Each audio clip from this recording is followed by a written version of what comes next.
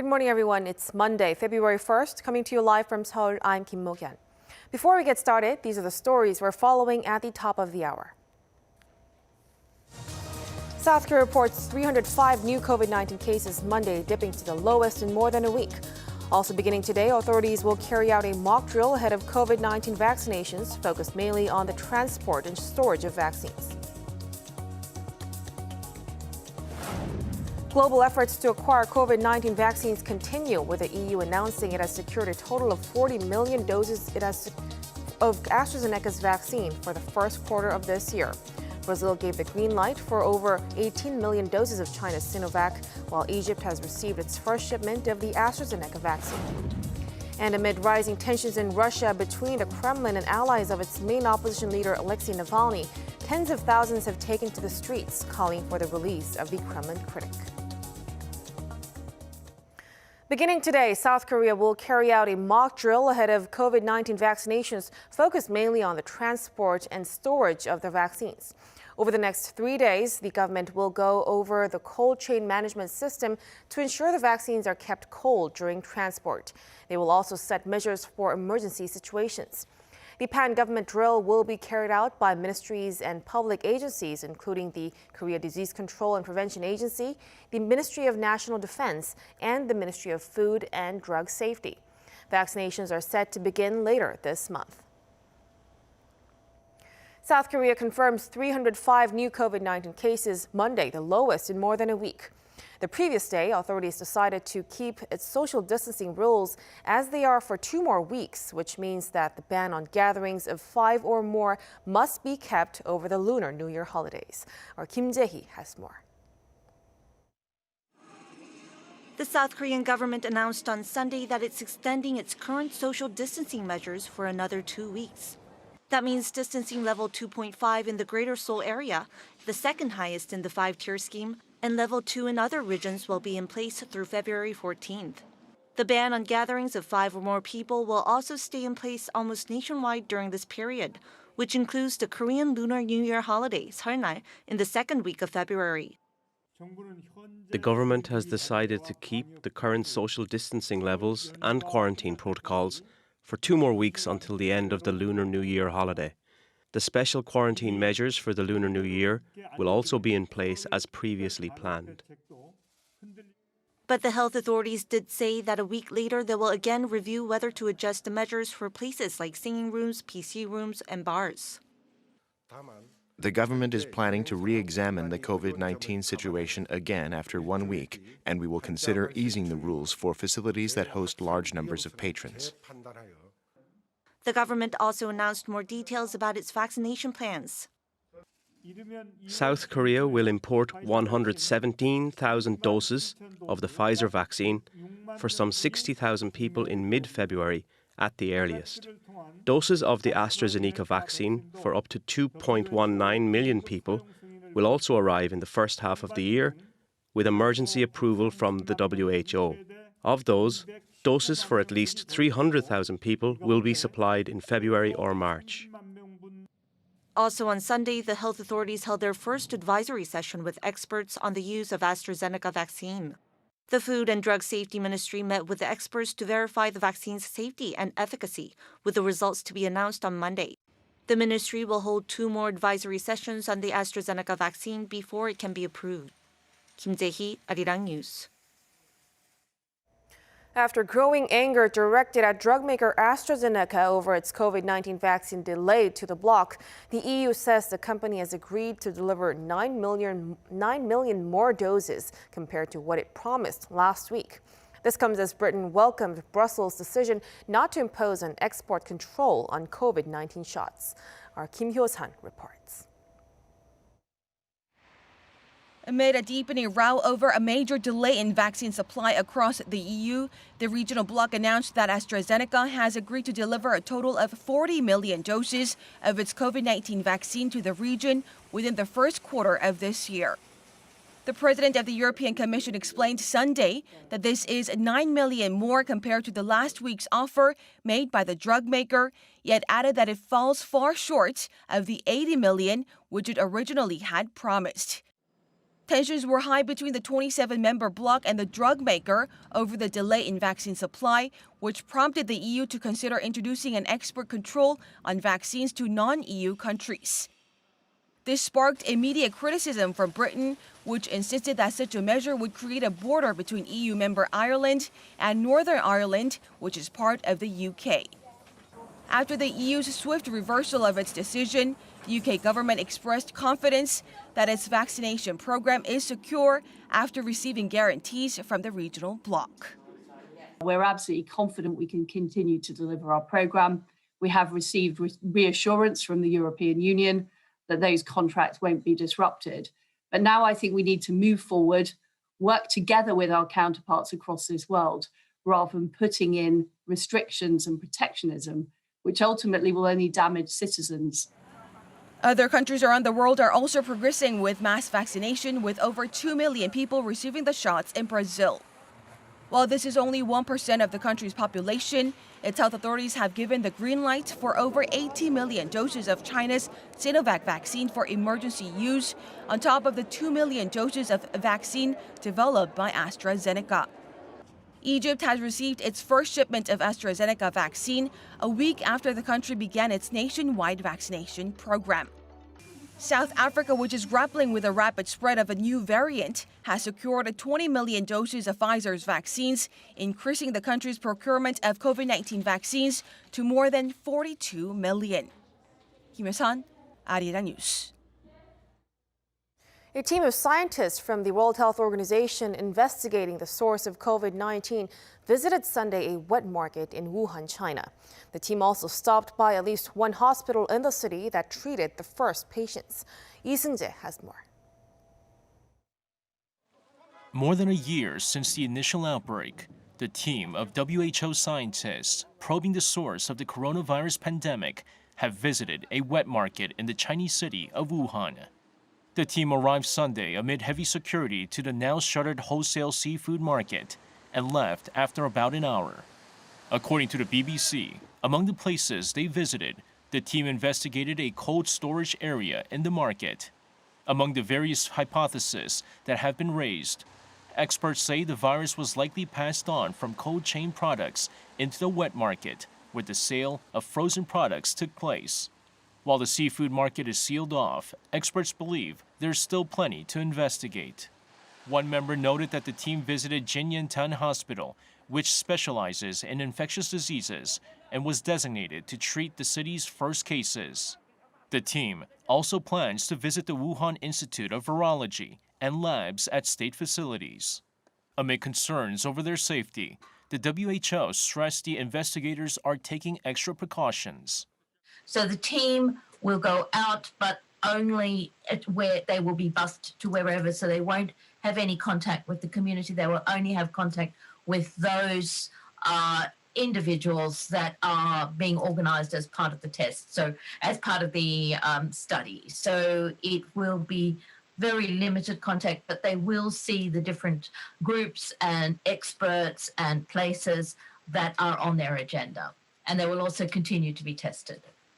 A cluster of cases were linked to the Huanan seafood market in Wuhan when the virus first emerged in late 2019. Scientists want to know where the virus originated, in what animal, and how it infected humans. Questions that could take years to figure out. Lee Seung-jae, Arirang News. Myanmar leader Aung San Suu Kyi and other senior figures from the ruling party have been detained in a raid by the military.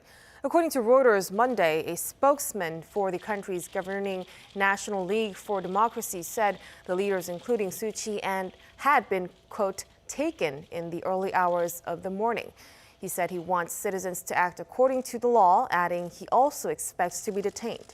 This comes as tensions rise between the civilian government and the military, stirring fears of a coup. The ruling party won the majority in the parliament in November, but the army is claiming the vote was fraudulent. Amid rising tensions in Russia between the Kremlin and the allies of main opposition leader Alexei Navalny, tens of thousands have taken to the streets calling for the release of the Kremlin critic. In one of the largest displays of public opposition seen by the Kremlin in years, over 5,000 were arrested amid violent scenes. Our Choi Jung-yun has more. Demanding the release of Kremlin's jailed opposition leader Alexei Navalny, tens of thousands of Russians came out to protest across the country for a second weekend in a row. I came to the rally for the first time. I am tired of the despotism and lawlessness of the authorities. No questions have been answered. I want clarity, transparency, and change. This is what made me come here. According to a monitoring group, more than 5,000 were detained in at least 85 cities across Russia. Among them was Alexei Navalny's wife, who was released after several hours pending a court hearing Monday on charges of taking part in an unsanctioned protest. It has been the most widespread show of discontent that Russia has experienced in years, and the massive protests have also turned violent. In temperatures below -50 degrees Celsius, hundreds of riot police were deployed and were seen using batons and electric tasers against protesters.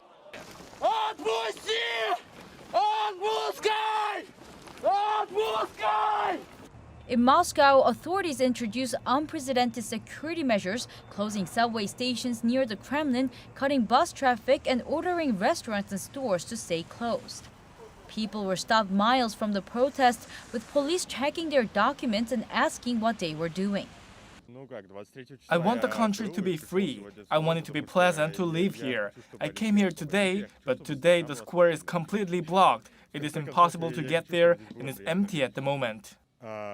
Though Navalny supporters called the protests off on Sunday afternoon, it said the next stop for demonstrations would be at Simonovsky Court on Tuesday, when Navalny is set to face a court hearing that could send him to prison for years.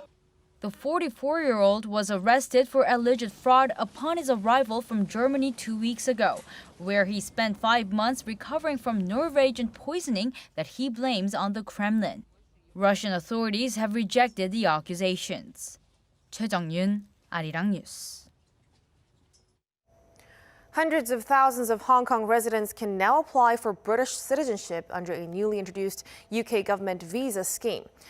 Tensions have been escalated as China sees the move by the UK as a serious violation of the country's sovereignty. Our Choi Min-jung has more. Starting the last day of January, residents of Hong Kong became eligible to apply for new visas, which allow them to become British citizens. The program, first introduced last year by the UK government, comes after China imposed a new security law on Hong Kong, which reportedly violates the terms of agreements signed when the colony was handed over to China. Under the new scheme, Hong Kong citizens with British national overseas passports can now live in Britain for 5 years and eventually apply for citizenship. Also, unlike before, those with BNO passports will be permitted to work in the UK. The special visa allows more than 70% of the population to flee Hong Kong, and the UK government expects some 300,000 people to apply for the new visa in the next 5 years. Concerning the UK's move, the Chinese government hit back hard, saying that the program seriously breaches China's sovereignty and intrudes in its internal affairs. The action of Britain has seriously violated China's sovereignty, grossly interfered in Hong Kong affairs and China's other internal affairs, and seriously violated international laws and the basic norms governing international relations. China is strongly indignant and firmly opposes this. In retaliation, China said on Sunday that it will no longer consider the BNO passport as a travel document and identification certificate. The government also warned that further measures could be taken. Despite the tensions, watchers say the new visa will accelerate the population shift, as many are in fear of potential punishment for participating in pro-democracy protests and wish to escape from China's control. Choi Min-jung, Arirang News. K-pop superstar group BTS has yet again earned a worldwide title, making Esquire's list of 10 best pop bands of all time. BTS is the only South Korean artist or group to make the list, joining 9 other legendary music icons, including The Beatles, Queen, and Destiny's Child. The American publication is calling BTS pioneers for bringing K-pop immeasurable worldwide success. It goes on to say that the hitmakers redefined boy bands, fandoms, and pop music together with its loyal ARMY fan base. BTS was able to make the cut with hit songs Dynamite and Life Goes On, topping numerous charts in 2020.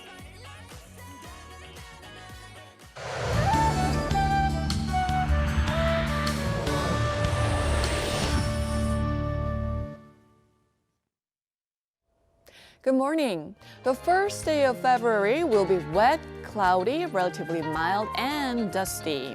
While southern regions will receive 5 to 30 millimeters of rain, while the mountainous regions of Jeju are under a heavy rain advisory with 20 to 60 millimeters of rain expected through this afternoon. After the rain lets up, dusty conditions will follow. Cold winds this afternoon from the northwest will also bring smog and yellow dust, boosting dust levels in central regions this afternoon, while the south will have dustier air at night. But afternoon highs will be relatively mild, similar to yesterday. Seoul getting up to 8 degrees Celsius this afternoon, but the biting winds will make it feel colder than these actual temperatures. Then a brief cold snap will return tomorrow and stay through Thursday with some wintry weather in store across the country. And please beware of these roller coaster temperature changes and take well care. That's Korea for you, and here's a look at the weather conditions around the world.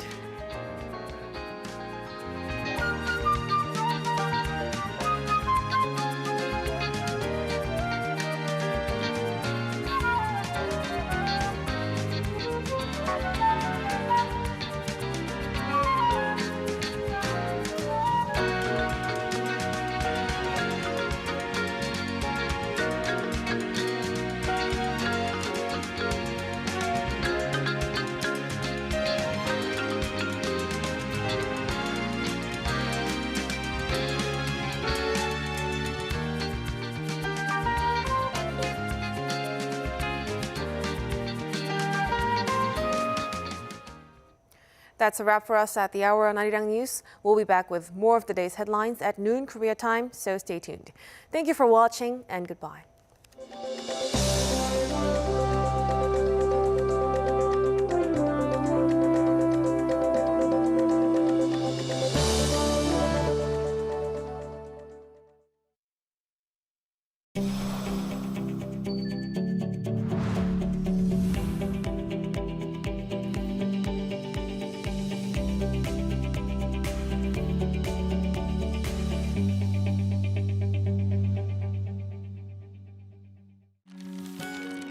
Maintaining good health isn't just about our physical fitness.